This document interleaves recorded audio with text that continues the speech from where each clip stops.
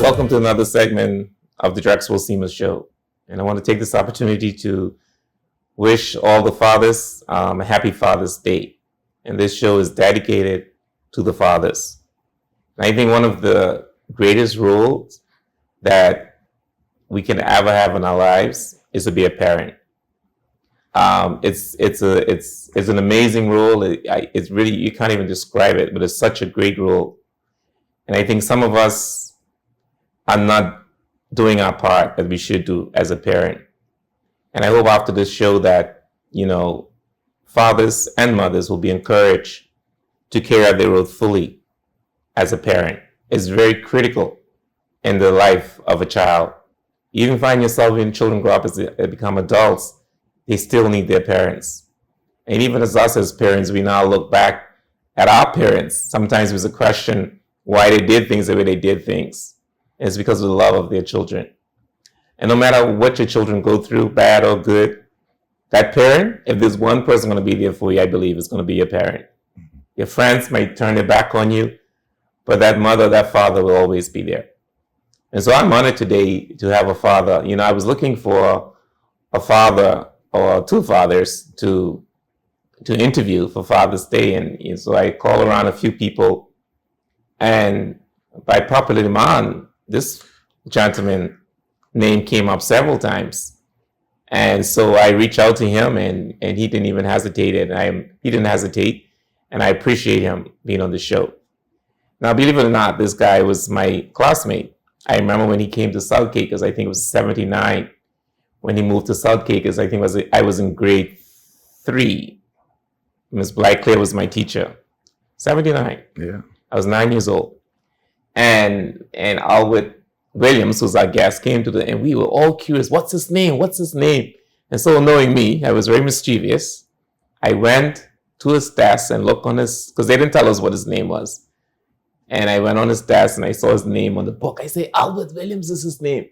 Of course, we call him Pa. Mm-hmm. Now, this is the first time I'm hearing that his name is Edward. I thought his name was Albert. I really thought his name was Albert. I had no idea it was Edward until today, because I thought I saw Albert on that paper in 1979. And with that said, I want to thank Mr. Williams, we call him Pa, for being a guest on the Drexel Seamus Show. Thank you, Mr. Williams. Thank you too, sir, for having me on the show. Thank you. Well, people are watching you because you were recommended to be a guest on my show. And that speaks volumes.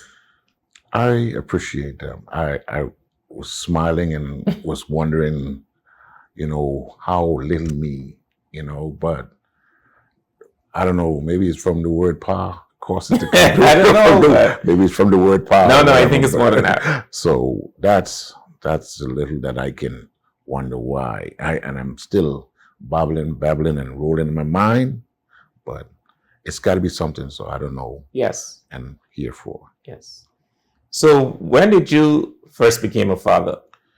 I first became a father in 1989. 89. Oh, that's the year I graduated from college. 1989, October the 29th. Mm-hmm. Okay.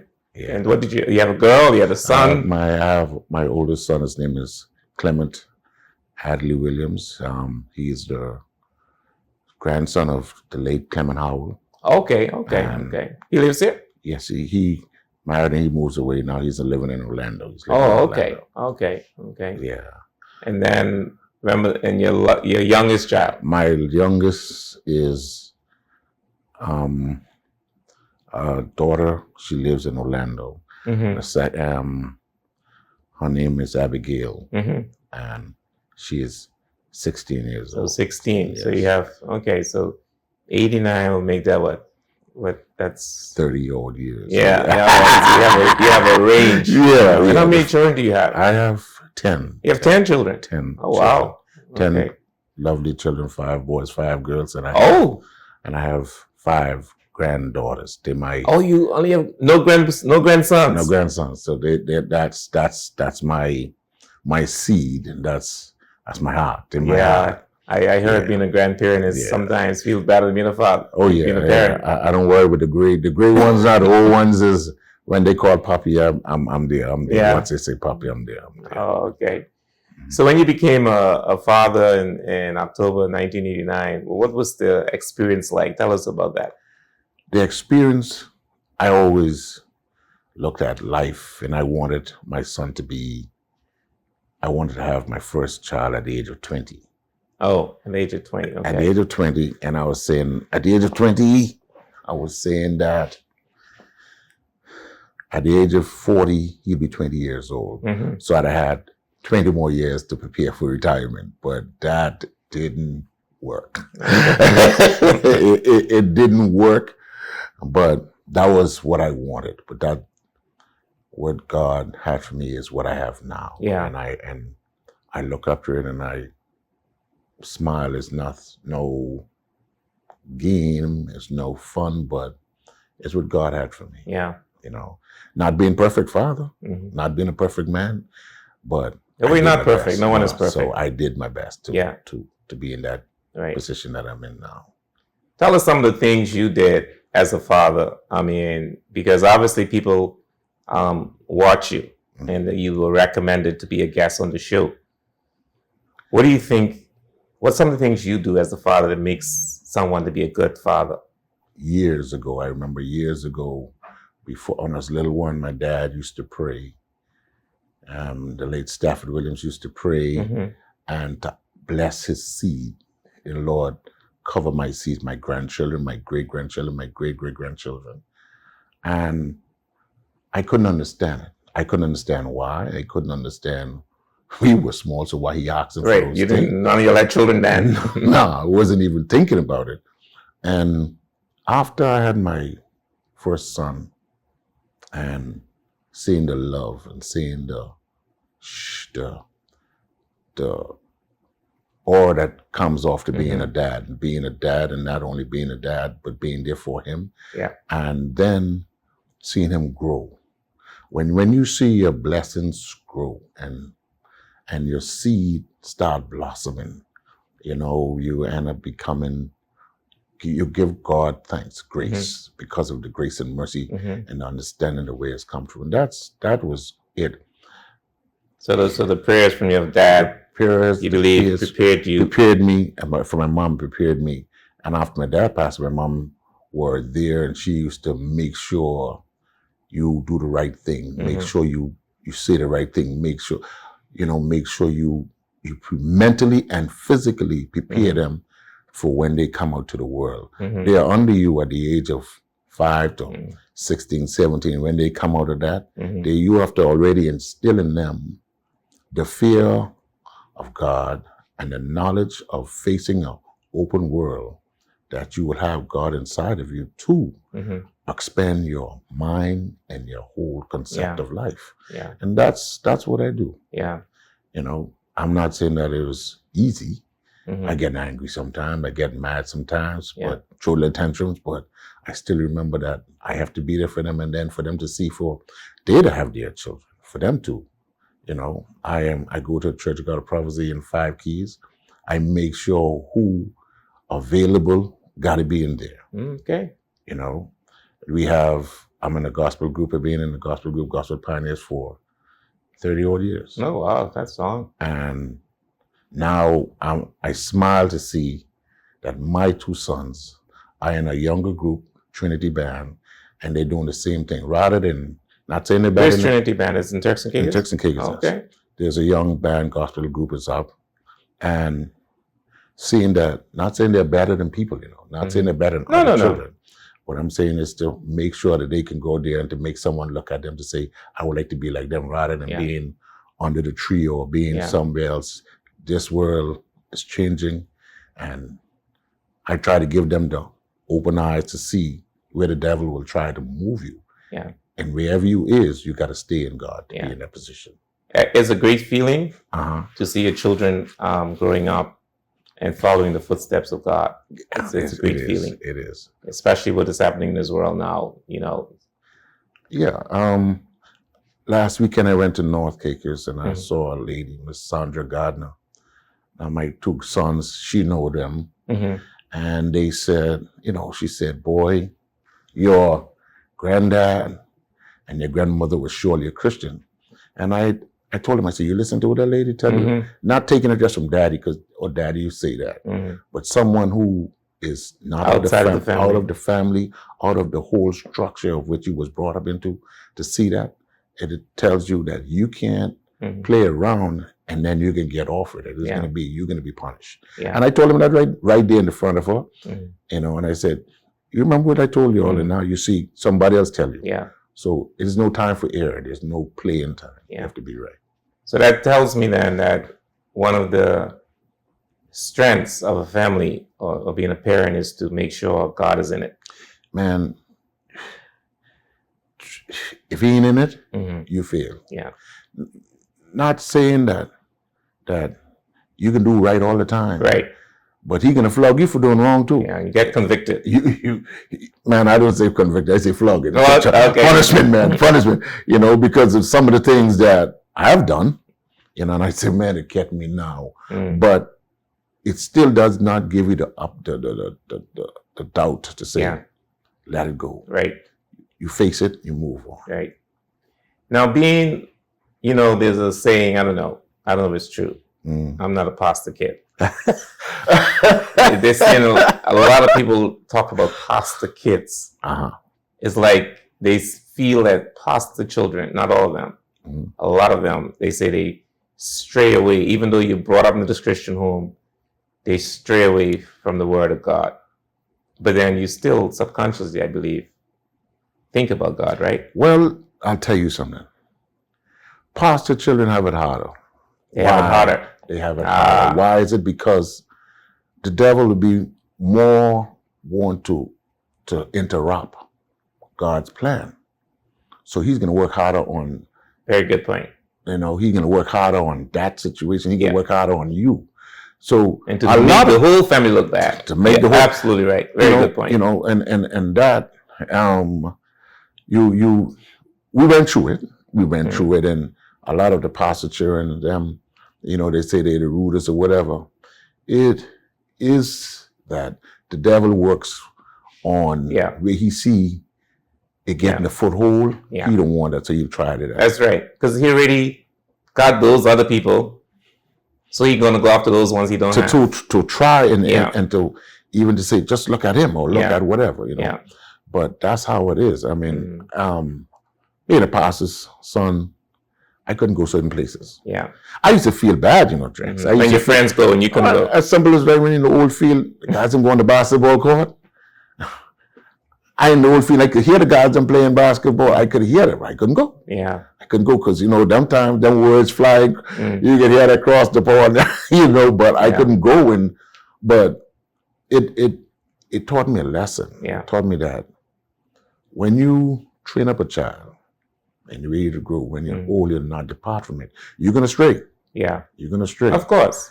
But that word can hit you, you know. Sometimes I still hear my mom, Elwood, for instance, like, my two brothers, I am the last, so I can't even, if they have say something to me wrong, I can't answer them like I want to answer them.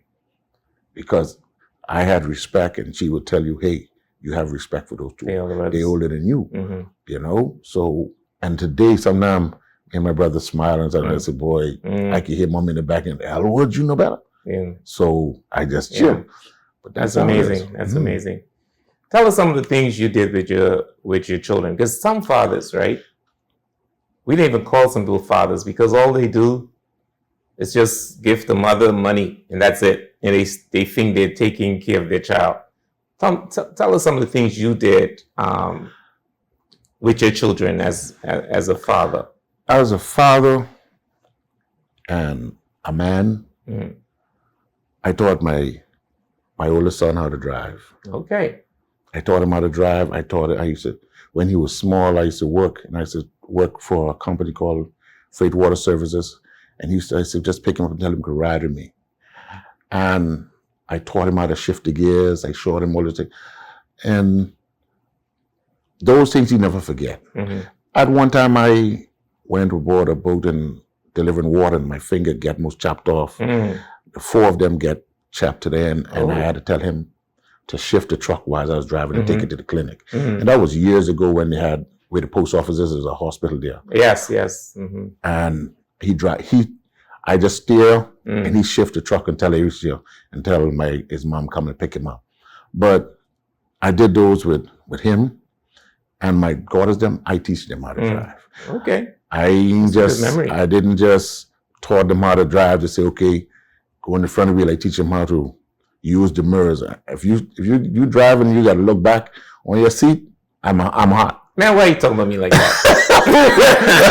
I'm just saying, I'm saying it loud. If you look back and your hand on that seat, I blew. Yeah. Because my dad taught us, Anthony, mirrors, and that mirror in the front, you use that to protection, that cover you. So within that, I taught them, and I teach them how to, I couldn't play ball good, so I teach them what I know. Right. I teach them what I know. I go places with them. I go to the schools. I was when my son was in, the last son, I was in the Bike Primary School. I was the one of the PTA? PTA. I was the one of on the PTA board, and I was the vice president of the PTA. I used to go there and sometimes direct traffic because of the school children. I do those things not to say look for something or whatever, it's because it's to show them you have to give back. Right. And I tell all my children, you went to school, free education. When you come to school, you got to give back. You got to give back to your country. Okay. You understand me? You got to give back to your country, and that's what it is. And how often you call your children? I call them sometimes, and I wait for them to call me. Oh, okay. And I do it for a reason, and then I see, I have my oldest daughter. All of them will call me. They'll call me. They'll come before they call, or they'll ask me questions. Some questions they ask me. I say, look here, ask me any question. I can give you the honest answer. Because if you go out there and ask questions, they ain't going to give you the right answers. And if I don't know it, I'll tell them to come back and tell you it. But I do what I could always try to be there for them. Okay. All right. Yeah, I call, we only one child away, and I call him every day. We call each other every day. I call him every day. Of course, when Drexan's away, we call each other every day as well. You have 10 children. Do you have any favorites? No. I don't have no favorites. I don't have no favorites because they all are different. Okay. They all have. I didn't understand that, I didn't understand because one time I was talking to one of their mom, and then they said, "You don't know your children." I said, "What do you mean?" She said, "This one is different. That one is different. That one is different." And then I started looking at it. One of my daughters will do it, and she can say, "I can get out of how I can get out of it." The other one gonna think, if I do that, I can get out of it. So they ain't do that. But the other one think, man, I can do it. So I had to understand the whole thing, and I then guide myself to explain, to show them in the way that they are going through. So it's not favorites. You understand me? I understand. Now I have one I just go to, like spiritual strength. If I'm going down, I say, "Hey, do this for me." Yeah. And then whatever she would say, we'll come again to just talk about it, and it works out. But to say favorites, no. Okay. All right. Okay. That's good. Yeah. Sometimes we go, "Oh, you have a favorite," and stuff like that. No, you get in trouble then. You get in trouble, and children see. Let's look at life. Children see more than we think. Yeah. They know. They observe a lot. When we trying to cover. They know. They know. Yeah. They know daddy. They know mommy. Yeah. They know. Do you find yourself as a father doing some of the same things that your father did that you thought that you would not have done when you were growing up, or you thought it was harsh or something, or even if it wasn't harsh? Do you find yourself doing some of the same things your father did? I know the prayer thing you mentioned. I cut backside, man. You beat? Yeah. Oh. You think it works? It do. It do. I don't believe in timeout. I never had timeout. Wait, well, we don't know anything about timeout going out. I wonder where. I don't beat much. I don't beat much. Man, you could I scold with the mouth. I scold with the mouth, but I tell you, they're coming. Yeah. And they're gonna come. I actually know they're gonna come, and I tell you, they're coming. You know, I do that because the Bible said that. You spare the rod, you spoil the child. You know, I don't. And do you really think? Honestly, though, do you really think beating works, or you think it just creates a fear in children? I think it works. It works. And I'll say why. I say, if you get it, let's look at, if you have a small 2-year-old and you see you on a tantrum on the floor, you tell her, get up, you time out. You hit a one spank, you ain't doing it anymore. Or the next time if you spank it the first time, the next time you just point. Okay. Bible ain't wrong. Yeah, no, the Bible ain't wrong. You're absolutely right. We fail and we fall back. Yeah, the Bible is not wrong. Because if we used to do the things your mommy and your dad used to do to you, we'd have a better society and a better way of life and a better life. Yeah. We're not being afraid. Right. You know. And so speaking about that, Dan, you know, there's a breakdown in society. We have a lot of we're losing a lot of young people. A lot of young people are being murdered. A lot of young people are in jail. A lot of young people are in gangs. We don't have too many young people in the church. As fathers, what do you think we need to do to turn this around? Drex, as we feel and it could change. How I believe it can change is we have to go back to sitting down and talking to your children. Okay. But how it is now, the world is so hard. The two parents got to work. You know, the teachers spend more time with your children than you. Yep. I mentioned that I went to a Cedar Jolly Primary 50th anniversary, and I mentioned that, you know, parents sometimes even are the parents. The teachers are even sometimes like the parents. So then, how is it that the law will say they can't flog your child? I don't like that. I don't. Yeah. I tell my children, I teacher, hey, if they do something wrong, don't say I can call your daddy. Deal with that. Then call me. And I told my children, you know, you go to school. I told I had a daughter. You push her too hard, she can wake you. You know. And I told her, if you go to school and you fight, if I got to come to the school, I bring in my piece of wood. You beat in front wood? Yeah. I show her the piece of wood. I say, I got this. I come to the school. So if somebody bother you, you tell the teacher. Matter of fact, you go tell the principal first. Then you tell the teacher. If they bother you again, then you tell the teacher. And then you deal with what you have to deal with. So when I come, it was already known. So if they fail and they fall back, when I come, they got to straighten it. My dad used to go by the school and talk to teachers them we don't even know. He pull up one day on an off day. If he can go on the boat, he'll pass by the school. He'll talk to Mr. Fulford. How my children doing in school? He'll walk down north and talk to the high school teacher. How my children doing in school? These things. So you think we need more engagement? You know, slide through sometimes. Slide through sometimes. You know, and if they don't, just tell them, let me stand outside the class. Let me see how the reaction is. Yeah.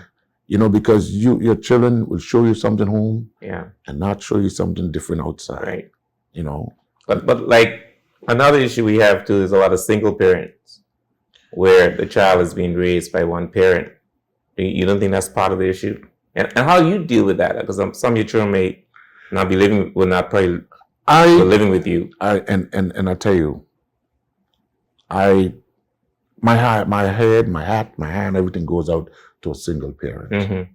It's because it's hard when you have two. Yeah. So imagine it's harder when you have one.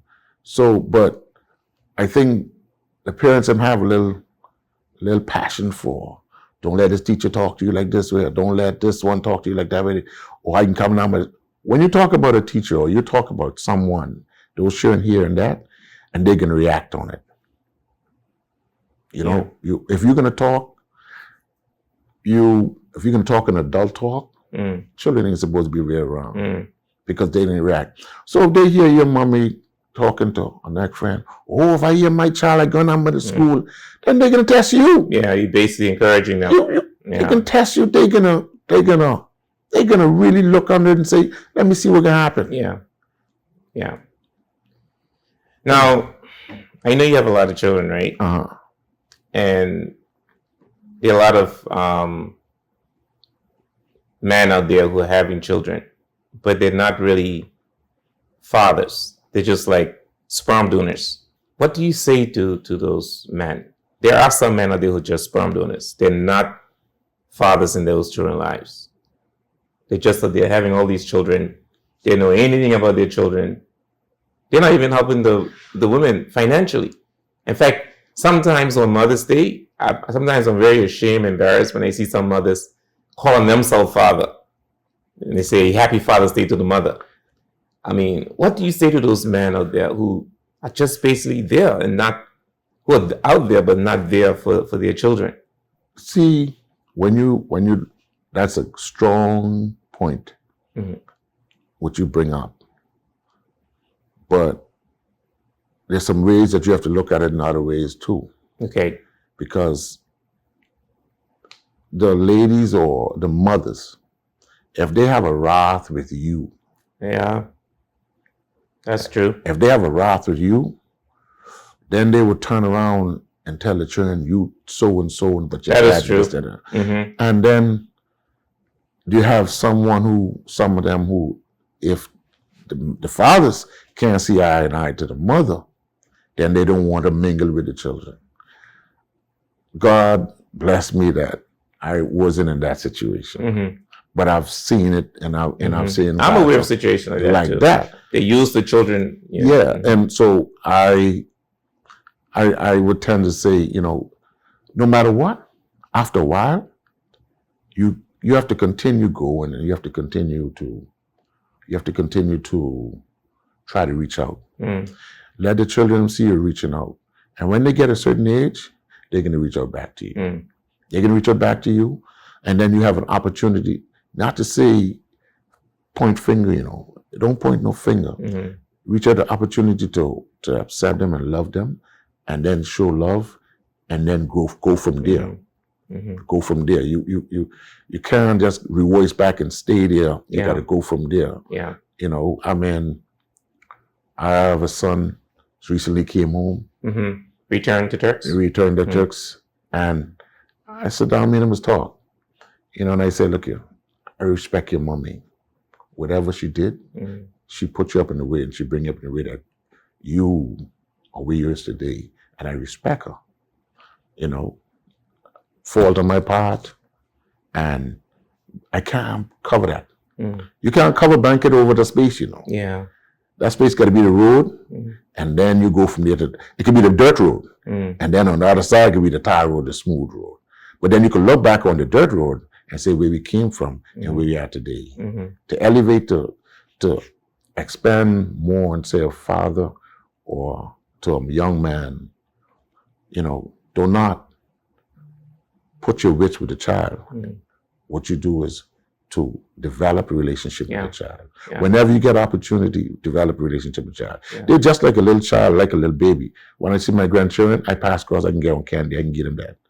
I get them the candy. They can remember Poppy, hey, Poppy, bring me candy. So when I come, whenever they buck, they're looking for something. Not a big thing, just a small little thing that will show love. Yeah. Children are a gift. And I think we have to recognize that. That children, they're gifts. And they're good gifts. They teach you too. Yeah, they do. And no one should throw away a good gift. No. And so we need, I like what you say, no matter what differences you have with that mom, they put it aside. I believe even if that mom doesn't want you to see that child, then maybe you need to go to the legal system to see how you could find a way. Man, even if sometimes you just go by the school and just watch them come out the gate. That's true. See, watch them come out the gate could protect them too. Yeah. Watch them going in the gate, protect them too. And then they will see you. They would see you. And they can say, Mommy, I see Daddy today. What are you doing? Well, Daddy was just That's a good idea. watching. Those things you have to interact with. You have to This world is so funny and so Yeah. so corrupt. The mind is so corrupt. Yeah. You have to, the father figure, the man figure, Yeah. the maturity figure, all of those things gotta make it and make it better. Yeah. And to start in the connection. Yeah.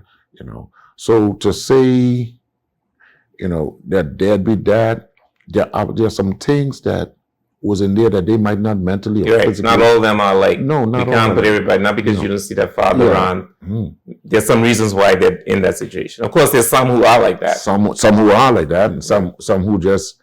But you know, I can make it a soft, a shock point. But you got to blame the woman sometimes too, you know.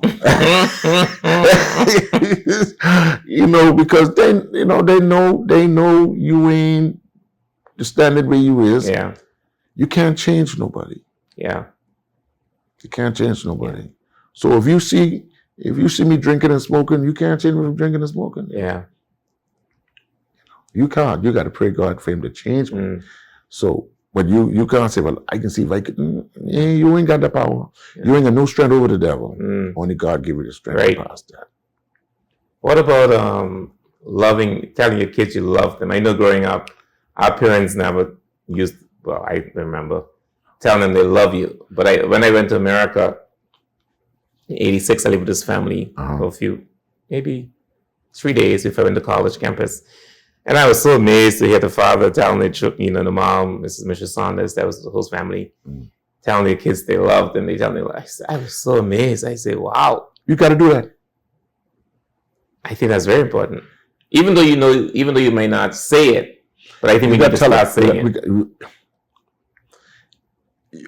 Early on, I said, if you don't tell him the right thing, somebody else will tell him.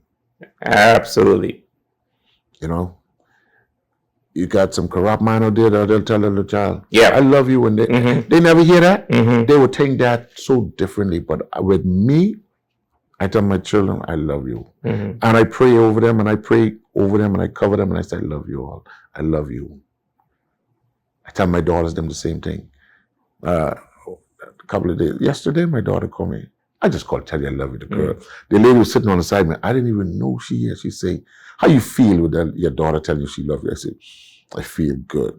But they feel good when daddy tell them I love you, you know. And when they did something, you know, and even if they did it and they don't understand, you say, look, don't do that no more. Yeah. And I only tell you this because I love you and I don't want you to go get off a track. Yeah. You have to do it. Yeah. Because somebody will do it. Yeah. So how did you deal with your children when they was faced with challenges? Or did you have any challenges with your children? How did you deal with it? I tell my children when they have challenges, come to me. And I want the mothers do the same thing too. Yeah. I watch when my son was small, you know, and I see him and his mommy interact. You know, and she tell him, boy, tell me everything. And sometimes he go in the bed and he'll talk. So when he get a little big, I say, you need to talk. I say, hey, come to me and talk to me. You know, because mommy, well, you touch my son, that's mine. You know, but daddy have to be the one to say, let's ration it down. Let's see how this go from there. But I talk to them and I like, they all will come to me. Okay. They all will come to me and I'm gonna talk on them. If I got, so they can confide in you. They confide in me, and I gonna talk to them. And when I say whatever I say to them, I ain't gonna tell nobody what I say to them. Okay. So you can't round me and say, "But you talk my business." You know, I say, "Hey, you know, I got you, but this is wrong. Don't do that no more." Yeah. And I cover you. I cover you because of the parent, and I cover you, and I ain't gonna tell you nothing that is not right. Yeah. And that's how I deal with it. And do you bring them together, you know, at some point, or they all come together at one point? They come together. I like when they come together. I like watching them together. I like watching them dealing with each other and interacting, and I'm on the outside. And I noticing lately is they got a connection that I can't get in. Okay. You know? So whenever something comes, I say, I know something. Well, we talk about that. I say, okay, if you're out, but I'm out of that. I am out of that ground. Right. But I love to see it. I love to see that. All right. Well, thank you very much, Pa. I mean, Albert. You can tell Albert. me. Everybody know Miss Power. Everybody know Miss Power, man. It's a privilege. Yeah. It's a privilege. Do you want to say anything else that you think we have not covered about being a father? Being a father to everyone is hard work. Yeah.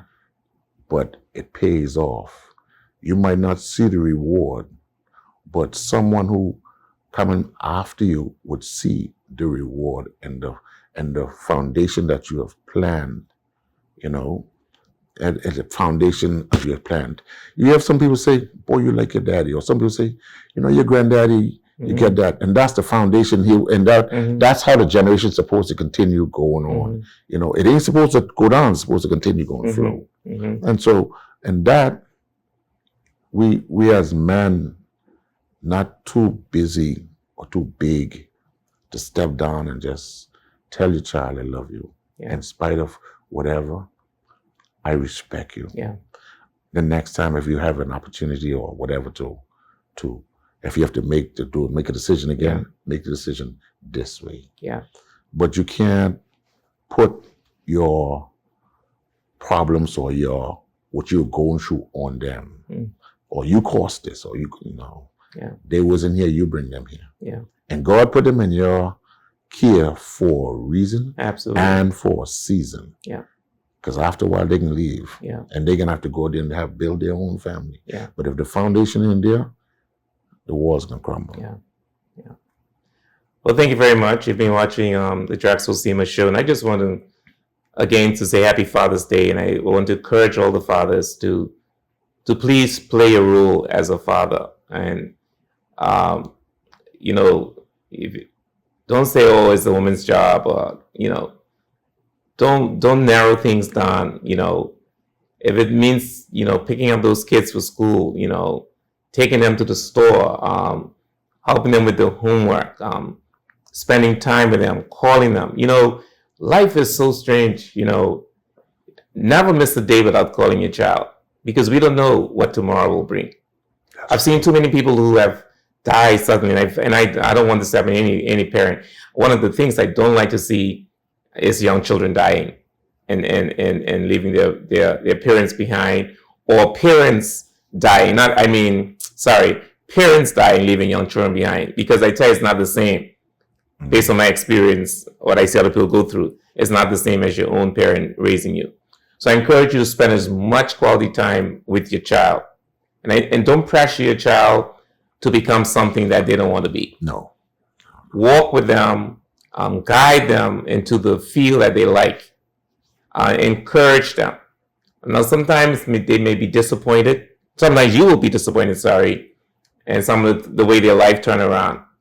But never believe that's the end of their life. It's never the end. Don't ever give up on your child. Your child can turn around. Your child is a gift from God. And everything from God is good. And your child is a good person. No matter what they're going through now, there may be some bad things they may be doing, but those things can turn around and they can become good things. So I encourage you today to encourage your child. And one of the things I do when I drop my children off to school, I read the Bible, not to read the Bible, I pray in the mornings in the car. You can pray with them on your way to the car with your kids. Make your kids involved. Tell your kids you love them. I would say if you don't do it, somebody else will do it. I remember I interviewed this young man on the show a year or two ago, and he said he joined the gang because he found acceptance. And if you can show acceptance in your home as a father, then you don't need to join. You don't need to join anything else. You don't need to join anything else. You could just stay right there where you are in your home, loving your child, taking care of your child, and that child won't have to go anywhere else. Nowhere else. And despite the situation you may have with that mother, and I know it's very hard, I've not been in that situation where there's some strife between the mother and the father, and as a result, that relationship is not there. That the mother may say bad things to the child about you, or you might even have any contact. But I like Albert's suggestion. Even go back to school, let the child see you, in the school ends, let the child see you there. That's, oh, my dad is there, my dad is watching me. Feel that sort of protection, feel that sort of God, that angel overlooking you. And with that said, I want to say Happy Father's Day. It's not too late to become the father that you should be. It's not too late. It's never too late. Become involved in your child's life. Remember Father's Day too. Happy Father's Day to each and every one of the men and fathers out there who stand up. And if you ain't standing up, stand up now. Yeah. And for a little push in it, we have a Father's Day concert coming up on the Saturday before Father's Day at 5 Keys, Church of God of Prophecy. Come out, all man. It's free. Just come out and enjoy yourself and to interact and see how God's going to keep you going and with you and your family. Thank you very much, Drexel, for keeping me on your show, having me on your show. Rise up, rise up.